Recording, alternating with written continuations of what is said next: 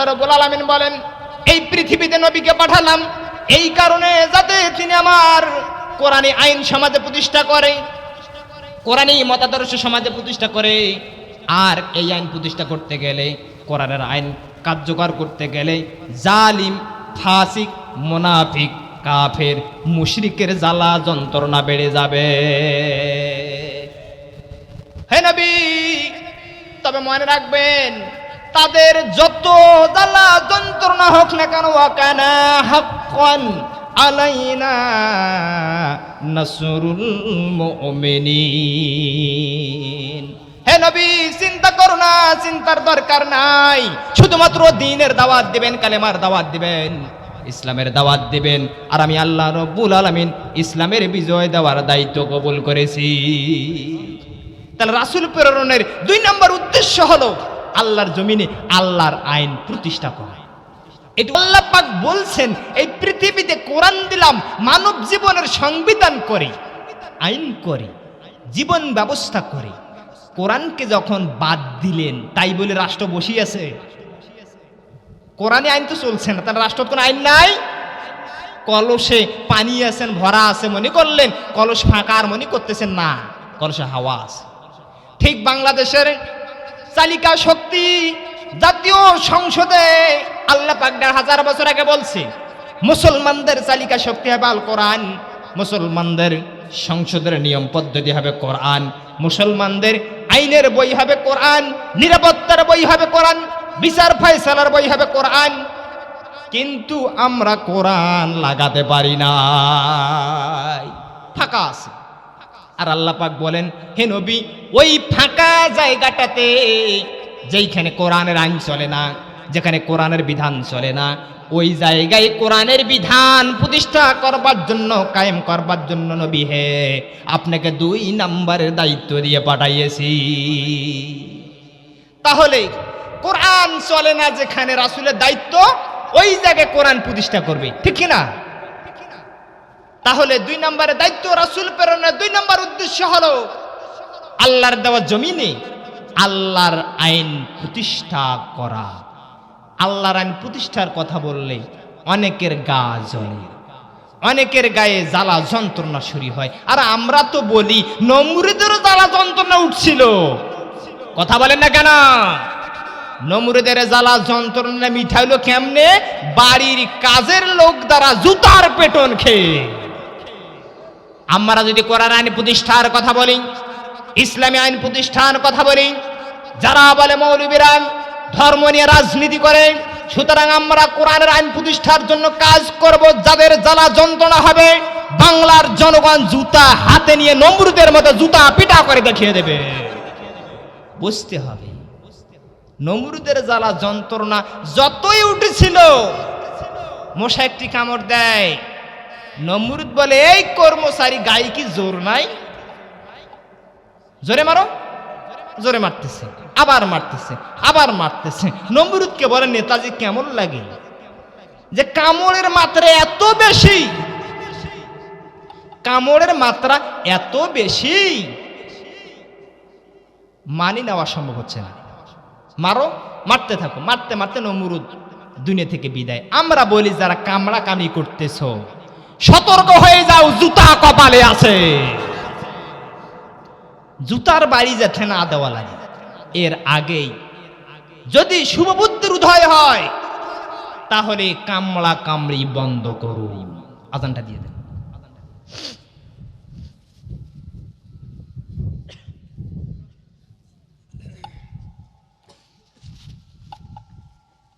আলোচনা চলবে, 5 মিনিট আপনারা সুন্নতের জন্য সময় পাবেন, 1:30টায় জামাত শুরু হবে ইনশাআল্লাহ। বলছিলাম, রাসূল প্রেরণের 1 নম্বর উদ্দেশ্য হলো আল্লাহর দিকে মানুষকে আহ্বান করা। 2 নম্বর উদ্দেশ্য হলো আল্লাহর দ্বীনকে জমিনে বিজয়ী করা তথা আল্লাহর আইন রাষ্ট্রে প্রতিষ্ঠা করা।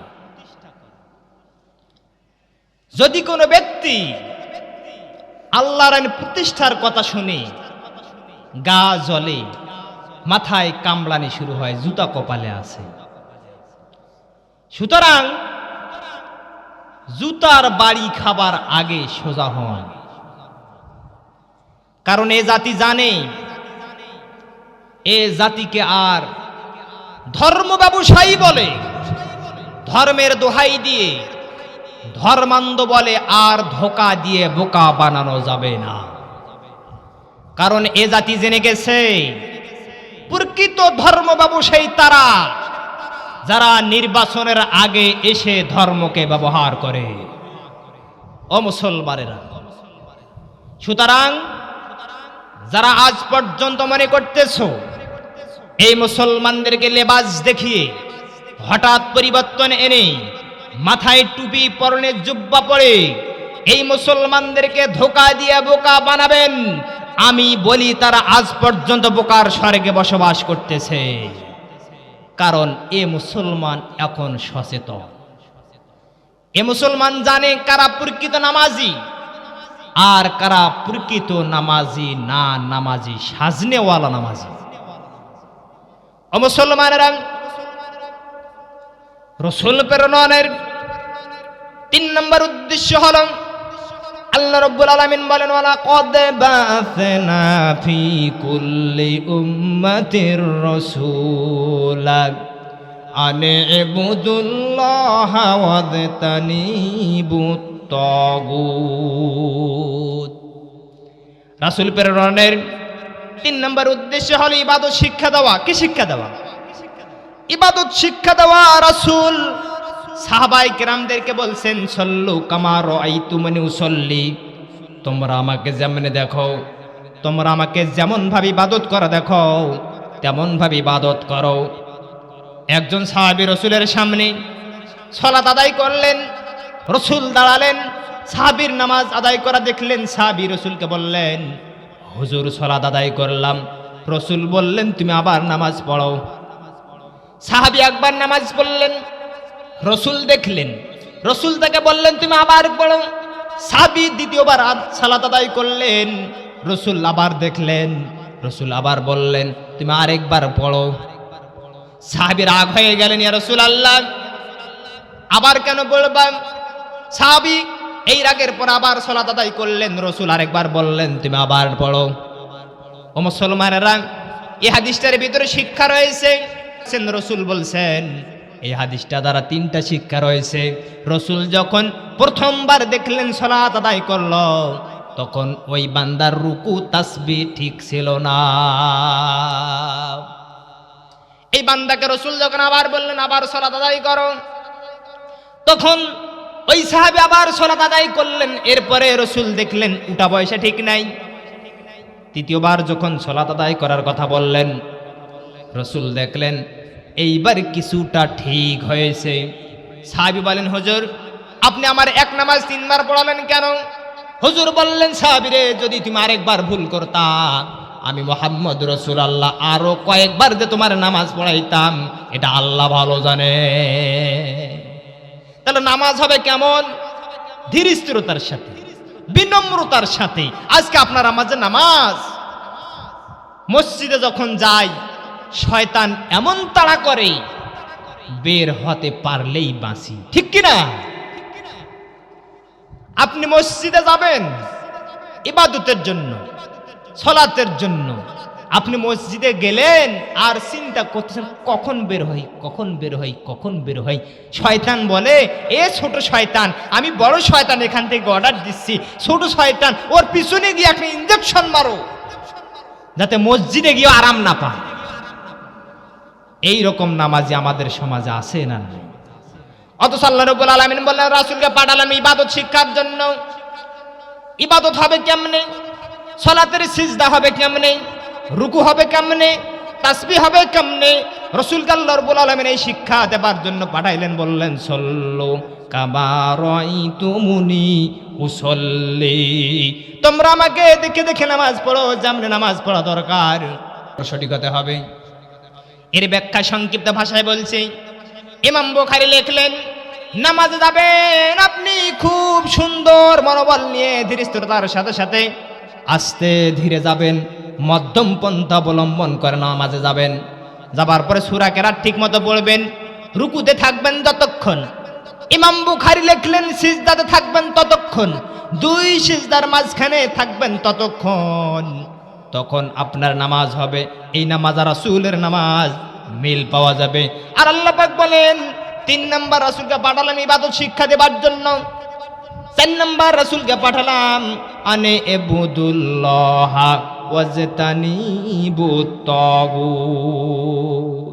4 নাম্বার আমি রাসূলকে পাঠালাম এই জন্য এই মানুষগুলোকে যাতে তাগুতের ব্যাপারে সতর্ক করতে পারে। হুজুর বললেন আল্লাহ রাব্বুল আলামিন আমাকে তাগুতের ব্যাপারে সতর্ক করবার জন্য পাঠিয়েছে। এখন তাগুত কি? আমাদের সমাজের মানুষেরা মনে করে তাগুত মানে হয় একটা ব্যক্তির নাম, যে এই ব্যক্তি তাগুত। কিন্তু 1500 বছর আগে আমার রাসূল বলছেন তাগুত কোনো ব্যক্তি নয়, তাগুত একটা গোষ্ঠী, একটা জাতি, একটা শক্তির নাম, যেই শক্তি অসংখ্য কর্মকাণ্ডগুলোকে, ইসলামমুখী কর্মকাণ্ডগুলোকে, কোরআনমুখী কর্মকাণ্ডগুলোকে মানুষকে আড়াল করে, মানুষকে ধামা দেয়, মানুষকে আলাদা করে, মানুষকে ফেরাতে সাহায্য করে। এই ব্যাপারে মুফাসসিরিনে কেরাম ইমাম বুখারী তাগুতের 5টি ধরন, 5টি উল্লেখযোগ্য কারণ এনেছেন। তিনি বলছেন, বুখারী শরীফের হাদিস থেকে বলছি, লেখক লিখেছেন তাগুত হলো একটা শক্তির নাম, যারা নিজেকে আল্লাহকে মানে না, মানতে দেয় না, এরা হলে তাগুত। আল্লাহকে যারা মানে না তারা আল্লাহর আইন মানে না, আল্লাহর আইন যারা মানতে চায়, আল্লাহর আইনকে যারা বিশ্বাস করতে চায় মানতেও দেয় না, এরা কি? বুখারীর হাদিস হলো 5টা শক্তির নাম তাগুত, যারা আল্লাহকে মানে না, আল্লাহর আইন বিশ্বাস করে না, যারা আল্লাহর আইন মানতে চায়, যারা আল্লাহর আইন বিশ্বাস করে তাদেরকে মানতে দেয় না। এমন কর্মকাণ্ড যারা করে, যদি ব্যক্তি করে, যদি রাষ্ট্র করে, যদি কোনো দল করে, বুঝবেন এই দল তাগুত।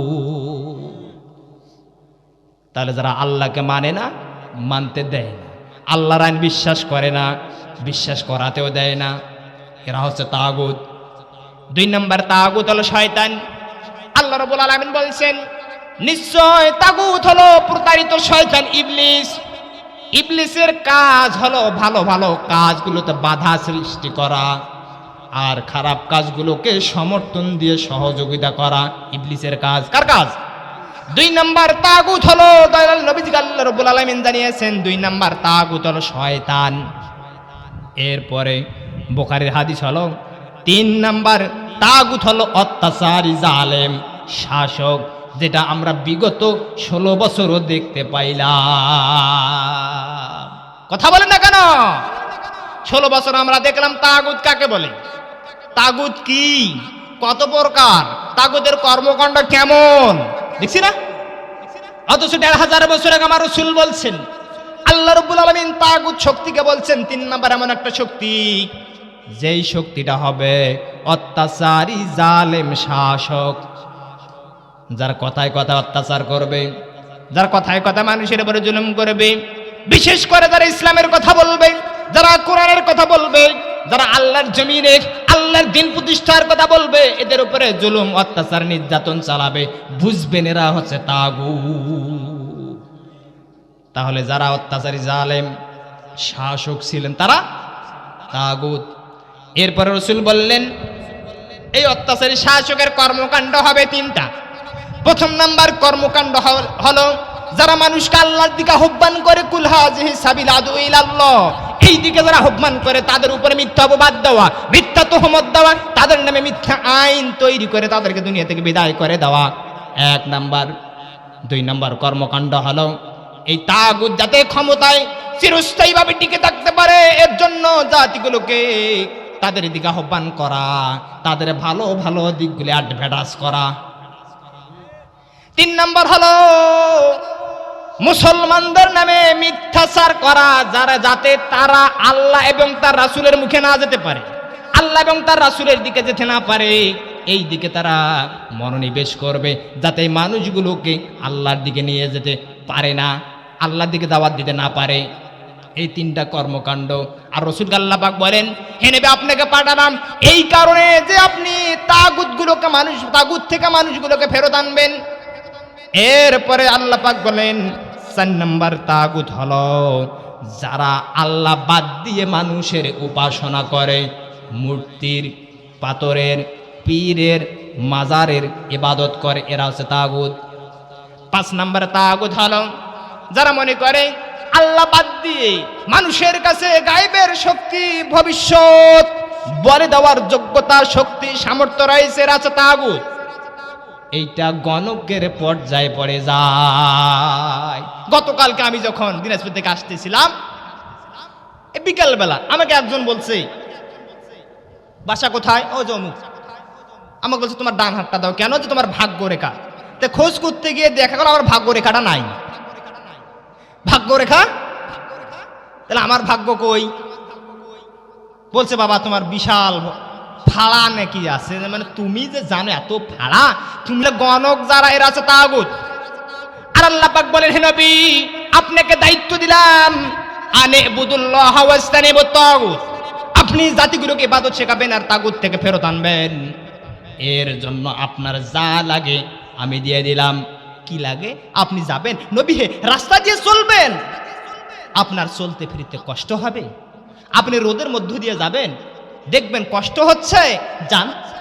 আমার আপনার রাসূল রাস্তা দিয়ে যায়, গায়ে যেন রোদ্রের তাপ না পড়ে, আলো না পড়ে। আল্লাহ রাব্বুল আলামিন মেঘমালাগুলোকে বলেন ও মেঘমালা আমার রাসূল রাস্তা দিয়ে যাচ্ছে, মেঘ দিয়ে ছায়ার ব্যবস্থা করে দাও। আমার রাসূল গাছতলায় আস্তলায় বসে রয়েছেন, বাসার গৃহে পয়সে বসে রয়েছে। ও মশারে তোমরা খবরদার রাসূলের গায়ে পড়বা না। ও মুসলমানেরা কেন কথাটুকু বললাম? যেই নবী রাস্তা দিয়ে গেলে আকাশের সূর্যর তাপ রাসূলের গায়ে এসে লাগুক, এটা আল্লাহ পাক চায় না। যেই নবীর গায়ে মশা মাছি পড়ুক, এটা আল্লাহ পাক চায় না। যেই নবী পা উঁচা করলে আল্লাহ পাকের আরশ আজিমে যেতে পারে, যেই নবী বলে হ্যাঁ গোটা পৃথিবীবাসীর জন্য হালাল হয়ে যায়, যদি বলে না গোটা বিশ্ববাসীর জন্য তো হারাম হয়ে যায়। ও মুসলমানেরা, যে আল্লাহ রাব্বুল আলামিন রাসূলকে এত পাওয়ার, এত শক্তি, এত ক্ষমতা দিলেন, চোখে দেখে না থুতু দিয়েছে, কিয়ামত পর্যন্ত ওই ব্যক্তি আলো পেল, হায়াতে জিন্দেগানিতে পেল। এমনকি বুখারী শরীফের হাদিস, রাসূল বলছেন ওই ব্যক্তি কিয়ামতের ময়দানে রাসূলকে খুঁজে বের করবে। তাহলে কিয়ামত পর্যন্ত আলো পাইল না? চোখে দেখে না, তার চোখে আলো পেয়ে গেল। কানে শোনে না, চাদরে থুতু মোবারক দিয়া চাদর মোড়া দিল। ওই ব্যক্তি কানে শোনা শুরু করলো, রাসূল দোয়া করলো, আল্লাহ পাক দোয়া আসমানে সঙ্গে সঙ্গে কবুল করে নিল। ও মুসলমানের কেন কথাটুকু বললাম?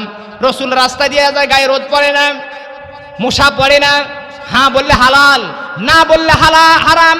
এই রাসূল তায়েফের ময়দানে ইসলামের কথা বলতে গিয়া, কোরআনের কথা বলতে গিয়া, আল্লাহর জমিনে আল্লাহর দিন প্রতিষ্ঠার কথা বলতে গিয়া তায়েফের ময়দানে পাথরের আঘাত খাইল, দাঁত ভাঙলো, মাথার হেলমেট ভিতরে ঢুকে গেল, পা আঘাত প্রাপ্ত হলো, রক্তে জুতা স্যান্ডেল গায়ের সাথে ফিট হয়ে গেল। এটা কি আল্লাহ দেখলো না? দেখে নাই? রাসূলকে আল্লাহ পাক বললেন নবী লিইজহিরাহু আলা দ্বীনি কুল্লিহি ওয়ালাউ কারিহাল মুশরিকুন। যখন আপনি কোরআন দিয়ে, আইন দিয়ে রাষ্ট্র পরিচালনা করতে যাবেন, কাফির মুশরিকের জ্বালা যন্ত্রণা বেড়ে যাবে, তারা আপনার উপর আঘাত, টর্চার, মানবিক নির্যাতন চালাবে। এই নির্যাতন যে করবে এটা আমি আল্লাহ পাক খুব ভালোই জানি, কিন্তু আপনাকে এত দিলাম, গায়ের রোদ পড়তে দিলাম না, বিনিময় তো আমার একটা কাজ আছে। আপনার গায়ে মশা পড়তে দিলাম না, বিনিময় তো একটা কাজ আছে। আপনি হ্যাঁ বললেন, হালাল করে দিলাম, একটা তো কাজ আছে। না বললাম, কাজ আছে। রাসূল সেই কাজটা কি জানেন? আমার এই কোরআন দ্বারা সমাজ পরিচালনা করতে হবে। সুবহানাল্লাহ বলতে পারলেন না? আপনার মশা পড়বে গায়ে, আমি নিষেধ করলাম, গায়ে রোদ লাগবে, তাও নিষেধ করলাম।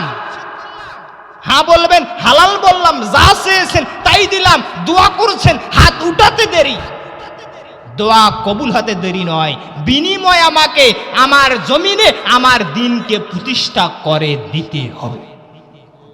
তো রাসূল আছে, নাইবে রাসূল আছে না নাই?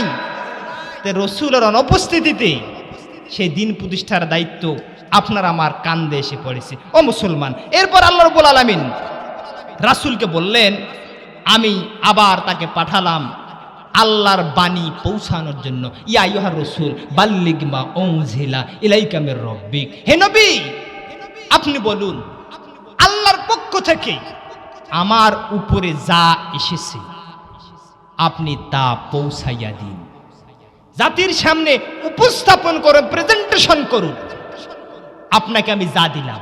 কি দিয়েছে আল্লাহ পাক আমাদের রাসূলকে? কোরআন। কি দিয়েছে? যে কোরআনের দাওয়াত দিবেন। এখন আপনার আমার সমাজে দাওয়াত হয়, থাকে না কেন মদিনায় নবীজি, পলকে পলকে হয় দর্শন আল্লাহ, যার সাথে যার বান্দা আছে রে মন। এরকম দাওয়াত হয় না? আর নারী পুরুষ নিয়ে জিজ্ঞেস চলছে। এই কয়েকদিন আগে দেখলাম একজনে ইউটিউবে দেখলাম এক মুরব্বী মানুষ, উনি নাকি পীর। একজন মেয়ে গেল তাকে সমর্থন দেবার জন্য, তার কাছে বায়াত হবার জন্য। মেয়ের কাছে যখন গেল, মেয়ে যখন পীরের কাছে গেল, পীর মাথায় হাত রাখলো আর বলল, মা এই কাজগুলো করো, এই চরণটা শুনতে হবে। অনেকক্ষণ ধৈর্য ধরলাম, প্রায় 35 মিনিটের ভিডিও দেখলাম। পীরের উদ্দেশ্য কি? পীরের উদ্দেশ্য হলো নারীদেরকে বশীভূত করা, নিজের আন্ডারে নেয়া। যখন তার কাছে আকৃষ্ট হলো, তিনি পা বের করে দিল, পা ঠাসানোর জন্য, পা টেপানোর জন্য, আরাম লাগবে পীর সাহেবকে। তখন ওই নারী গান ধরলো, কি জানেন?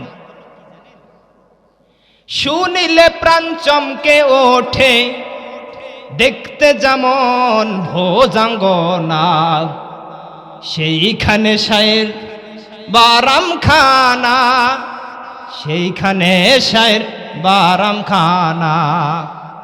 এই গান, এটা কি দাওয়াত? অথচ আল্লাহ পাক বলেন, হে নবী আপনাকে এই দায়িত্ব দিলাম, আমি যা আপনাকে দিলাম, যে কোরআন দিলাম, এই কোরআন দিয়ে সমাজে আল প্রচার করে দাও। একটা যদি বাণী হয়, আর তা না জানে আমরা বলি শুনিলে প্রাণ চমকে উঠে, দেখতে যেন ভোজাঙ্গনা, সেইখানে শায়ের বারাম খানা, সেইখানে শায়ের বারাম খানা। হায় রে গানের ঝোঁক, এটা কেমন দাওয়াত? আমি মনে করি এদের বারাম খানা, এদের বাটাম ফাটা। বুঝতে হবে মুসলমান। তাহলে আল্লাহ পাক বলেন, আমি রাসূলকে যাই দিলাম তাই নবী আপনি প্রচার করে দেন।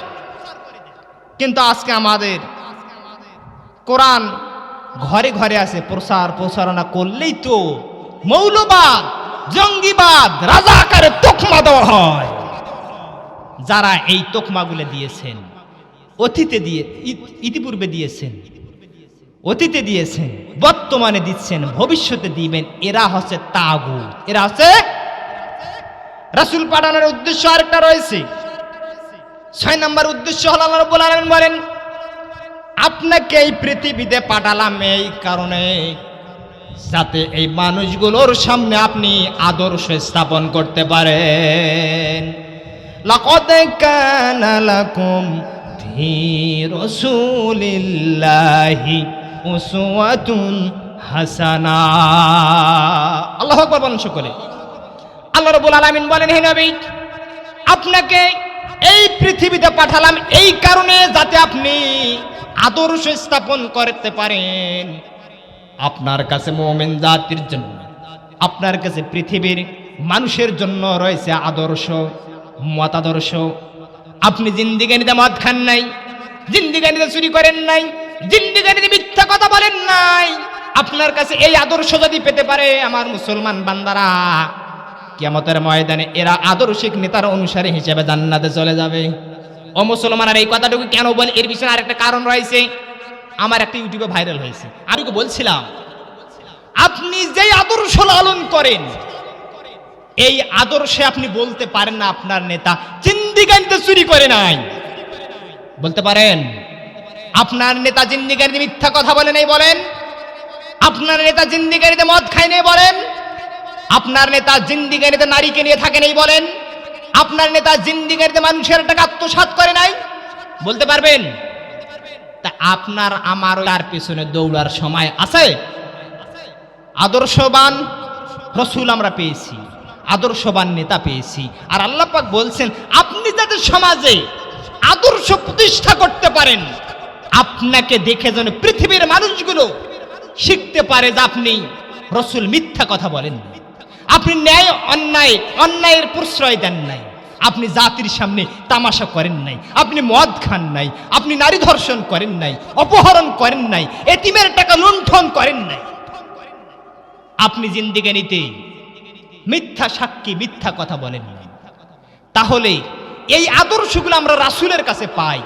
আর আপনি আমি আমাদেরকে যারা আদর্শের মানদণ্ড দেখায়, একটার আমল নামায় কি এইগুলো মুক্ত আছে না যুক্ত আছে?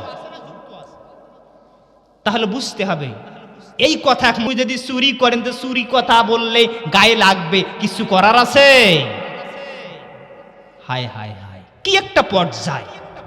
তার এজন্য আমি কতটুকু যা বললাম, আল্লাহ রাব্বুল আলামিন বলছেন রাসূলকে পাঠালাম আদর্শ স্থাপনের জন্য, যিনি জিন্দেগানিতে মিথ্যা কথা বলে না।